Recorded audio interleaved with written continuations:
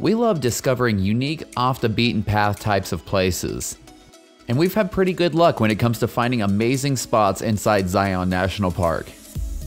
On our way back towards Springdale after a long day of exploring, we noticed a bunch of cars at the bottom of the last switchback.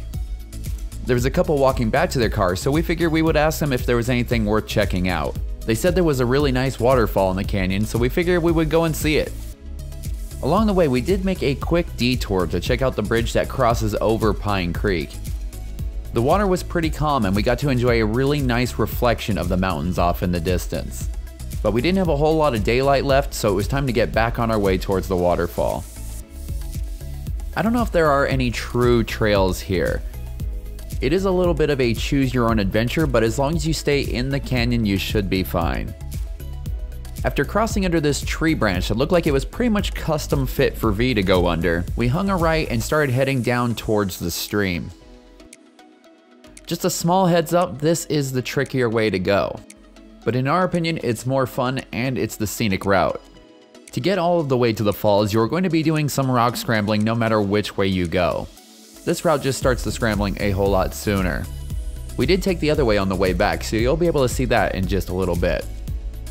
This way will also probably take you quite a bit longer. We didn't have a ton of daylight left at this point, and if we had known that, we probably would have gone the other way. But luckily, it ended up all working out. Eventually, the stream will end up curving off to the right. We ended up climbing up this wall to continue down the canyon, but we've read some blogs where people stuck to the right side instead. Climbing the wall was a bit on the technical side, so much so that we didn't even get to video it.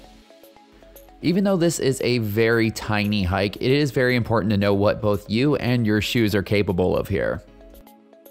This is the ledge that we climbed up onto, and as you can see, it is a fair ways down. You definitely would not want to slip and fall from up here. This is also where we started to get our first look at our destination, which is the large waterfall at the end of the canyon. After we crossed back over the stream, we still had 2 more obstacles to get through to get to the waterfall. I'm pretty sure that regardless of which way you came up the canyon, you're going to have to climb through this small gap. It's pretty simple, but it can get a little bit tight if you're trying to come through with your camelback on. It would be a pretty big drop on the backside, but luckily Mother Nature gave us a couple of boulders to step down on. From there, we were one more small climb from the waterfall. I swear that Zion has some of the best places to stop for lunch, and if it wasn't for the fact that it was getting really late in the day, I would have loved to have spent more time here. We did come prepared with our headlights, but we decided that we didn't want to risk trying to get back to the Jeep in the dark. So we cut our time with the waterfall a little bit shorter than we wanted to, and we started to head back. Like I said earlier, the way is pretty straightforward, and as long as you stay in the canyon, you should be fine. But with all the rock scrambling and such, it could probably get a little bit disorienting in the dark. For the first part of the way out, we followed our tracks from earlier. So we climbed up the wall on what was now the right side of the canyon. You do need to be careful on this ledge because sandstone can be a bit of a mysterious beast. In good conditions, I feel like it's one of the most grippy surfaces that you can hike on. But if you add just a little bit of sand on top, it can get really slippery really fast. After we got off the ledge, we crossed back over the river, and that's when we noticed this wall that looked a whole lot like Zion's very own Weeping Rock. I'm not exactly sure how we missed that on the way in, but there's just so much beauty out here that I guess some things can go unnoticed sometimes. This is where we switched to the easier part of the trail. Instead of going left to follow the river once again, we made a right. Aside from some rocks on the trail that could trip you up, this is pretty much a flat and easy walk all the way back to the car.